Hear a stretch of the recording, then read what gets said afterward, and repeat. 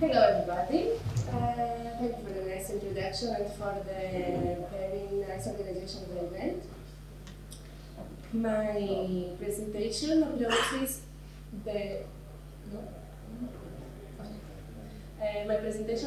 the issue of the acceptable energy upgrade interventions on historical buildings, studying briefly the bioclimatic characteristics of vernacular architecture in northern Greece.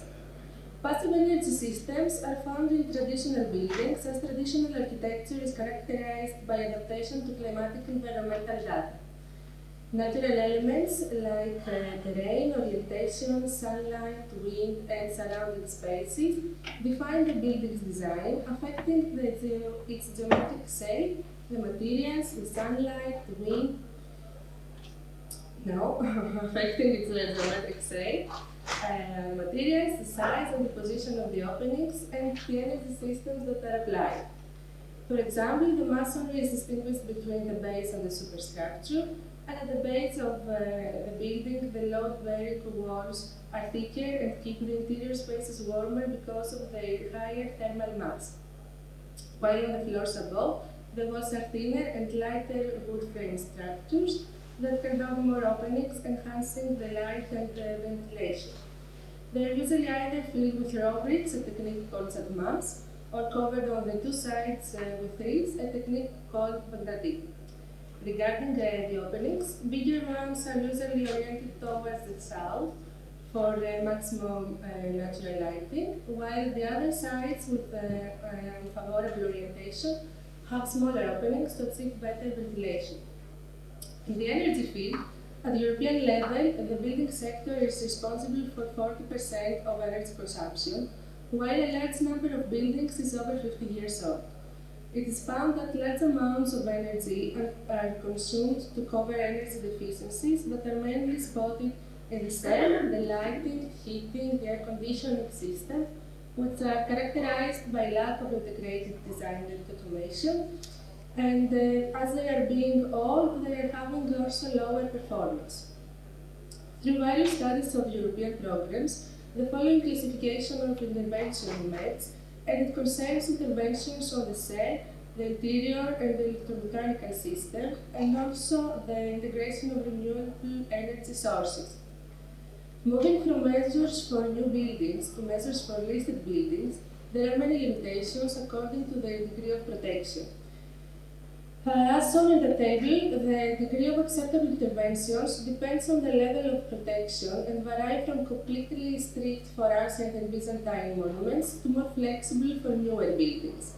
It should be noted that as a result of the complex legislation, listed buildings are not included in energy upgrade studies and are not required to comply with the minimum requirements of the building code.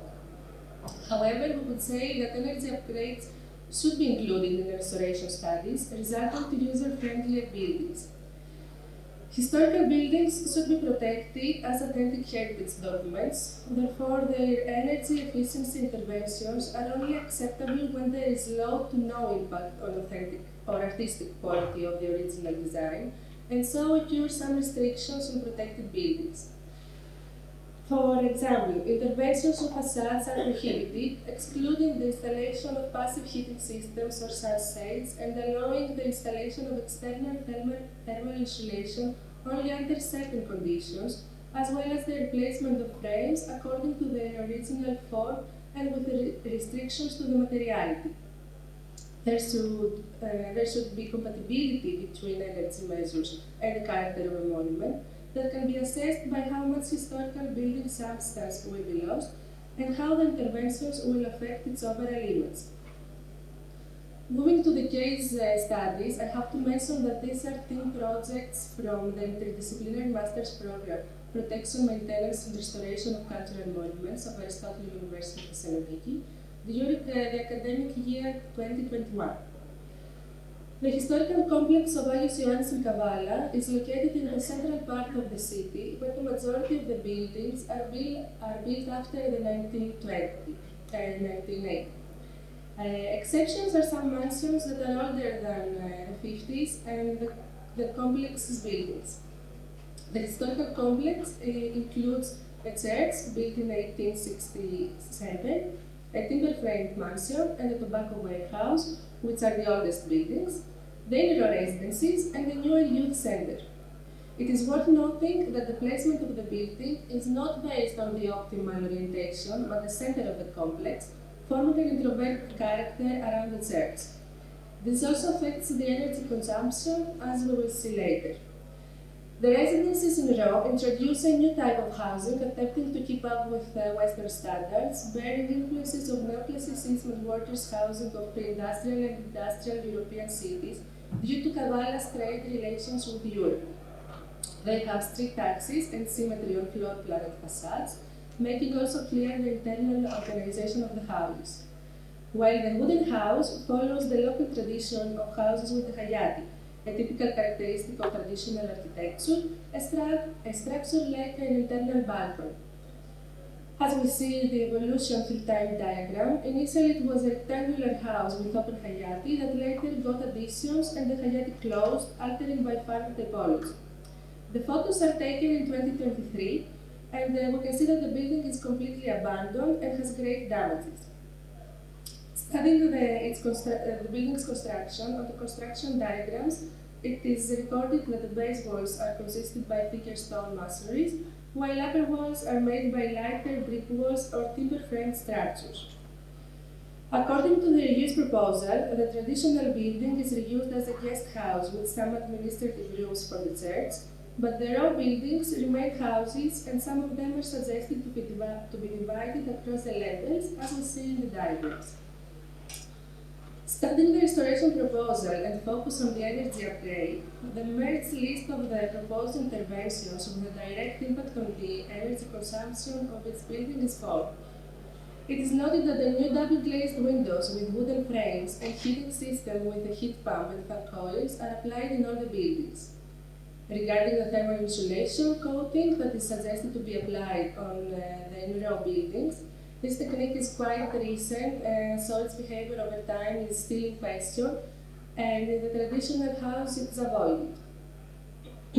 As explained in the axonometric diagram, the timber-framed walls are constructed to the original standards, and inside them, in the gaps of the wooden carrier, thermal insulation sheets of rock wool are placed.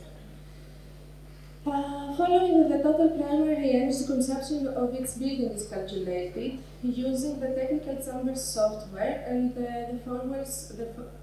using the formulas that we see in this slide. For the calculations, the materials are matched with materials from the guidelines list, which however miss some elements like the traditional chatmas. The construction detail of chatmas is analyzed into the wooden frame and the brick filling, but in the calculations is assigned by the materials table as simple brickwork due to the small surfaces of the area of the wooden frame. In the construction details regarding the thermal insulations of the walls, thermal transmittance results to numbers quite close to the guidelines, even though the buildings of the complex do not have to keep up with these guidelines, since as they are listed, the buildings are listed since the 1974. The calculations are made for auxiliary purposes, so verifying the effectiveness of the interventions.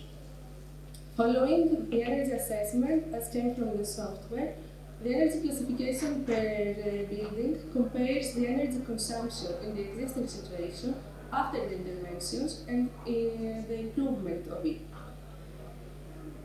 After the proposed interventions, we see here a comparison table. The four-story residential building reduces the most its energy consumption, and of particular interest here is the traditional house. Despite the fact that it records a large percentage of improvement in primary energy consumption, the energy class continues to remain low in comparison with the others. This is attributed not only to the northern orientation of the house, but also to the exposure of more surfaces to external conditions due to the hayat, as the additional surfaces are directly exposed to the weather. Summarizing, a successful restoration project should respect and preserve the authenticity and historical character of the building through a detailed documentation and analysis and a restoration proposal including energy upgrade studies. As we saw, even through mild interventions, a significant reduction in energy consumption can be ensured, and among the most common interventions is the replacement of old frames, the application of thermal insulation, and the upgrade of electromechanical and heating systems. However, modern measures of increased thermal insulation and their brightness create concerns regarding the future response of the building, as it could be possible to affect the original appearance, bringing to the fore the issue of the reversibility of the interventions. One more point concerned is the need to upgrade the technical chamber software for more accurate conclusions and better organizing of the energy upgrade studies. Last but not least, interventions on listed buildings are restricted and acceptable under circumstances when there is no great impact on the building's authenticity, aesthetic, and constructional qualities, as defined by the strict legislation. Closing, we should keep in mind that the purpose of the restoration is not to restore historical buildings to their original state, but to preserve their basic characteristics for future generations. The aim of the energy interventions is to meet the user's contemporary needs, ensuring buildings' quality's continuity over time. Thank you.